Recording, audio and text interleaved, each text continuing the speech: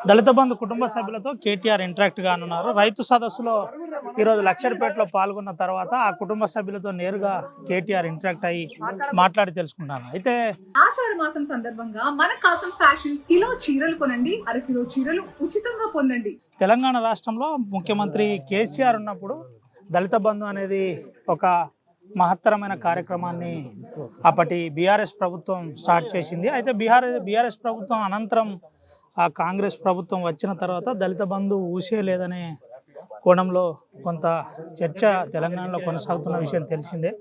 అయితే ఇదే తరుణంలో నేరుగా కేటీఆర్ లక్షర్పేట మండలంలోని ఒక గ్రామానికి నేరుగా చేరుకొని ఒక గ్రామంలోని దళిత బంధు లబ్ధిదారునితో మాట్లాడే ప్రయత్నం, వాళ్ళ కుటుంబ సభ్యులతో ఇంటరాక్ట్ అయ్యే ప్రయత్నం మనం ఎక్స్క్లూజివ్గా చూపెడుతున్నాం. అయితే ప్రధానంగా తెలంగాణ రాష్ట్రంలో కాంగ్రెస్ ప్రభుత్వం ఏర్పడ్డ తర్వాత 420 హామీలు అంటే 420 హామీలు ఇచ్చి ఏ హామీని నెరవేర్చలేదని నేరుగా కేటీఆర్ పలు కార్యక్రమాల్లో మాట్లాడుతున్న విషయం మనకు తెలిసిందే. అయితే నేరుగా కుటుంబ సభ్యులతో ఇంటరాక్ట్ కాబోతున్నారు. ఇంటరాక్ట్ అయ్యి ఆ కుటుంబ సభ్యులతో మాట్లాడిన అనంతరం ఒకసారి కేటీఆర్తో కూడా మాట్లాడించే ప్రయత్నం చేద్దాం. తనతో పాటు చాలామంది ఎమ్మెల్యేలు వచ్చిన పరిస్థితి, వచ్చిన అనంతరం కొంత మాట్లాడి వారితో కూడా ఒకసారి మాట్లాడించే ప్రయత్నం చేద్దాం. అసలు ఈ అంశంలో ఏం చెప్పబోతున్నారు ఏంటి అనే కోణంలో కూడా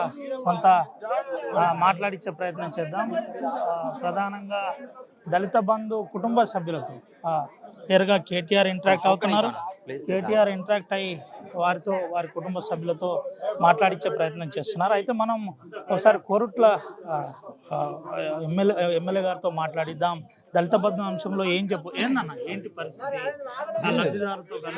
లబ్ధిదారులు ఇక్కడున్న లబ్ధిదారులను చూస్తూ ఉన్నాం.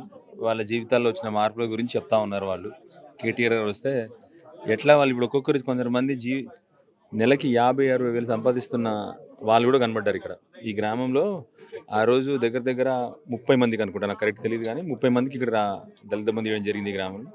దాంట్లో నుంచి నెలకి 50-60 వేలు సంపాదిస్తూ ఉన్నారంటే వాళ్ళ జీవితంలో ఎంత మార్పు వచ్చింది.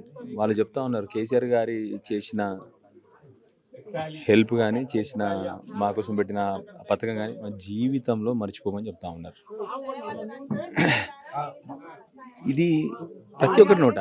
సరే, ఇవాళ దళిత బంధు లబ్ధిదారులను కలిసినాము, ఇప్పటివరకు రైతులను కలిసినాము, రైతు బంధు గురించి. ఇప్పుడే అక్కడ బయట మహిళల్ని కలిసినాము. మహిళలు చెప్తా ఉన్నారు ఎన్నో వాగ్దానాలు చేసినాడు సార్, మాకు 2,500 అన్నాడు, అత్తకు 4,000 అన్నాడు, స్కూటీలు అన్నాడు, తులం బంగారం అన్నాడు. ఏ ఒక్క పని చేయాలంటే ముఖ్యమంత్రి ఈయన. కనీసం మళ్ళీ కేసీఆర్ గారు వచ్చిన కరెంటు అన్ని తీసేస్తా ఉన్నాడు సార్ అని చెప్పి ప్రతి ఒక్కరు మాట్లాడుతూ ఉన్నారు. దళిత బంధు అంశంలో ముఖ్యంగా మీరు ఏం చెప్తారు? వాళ్ళు వాగ్దానం చేసినారు కేసీఆర్ 10 లక్షలు ఇస్తే 12 లక్షలు ఇస్తాను, వెంటనే దళితుల్ని ఆదుకోవాలని చెప్పేసి గవర్నమెంట్ కోరుతాం. మనతో పాటు జాన్సన్ అన్నాడు, మాట్లాడిద్దాం.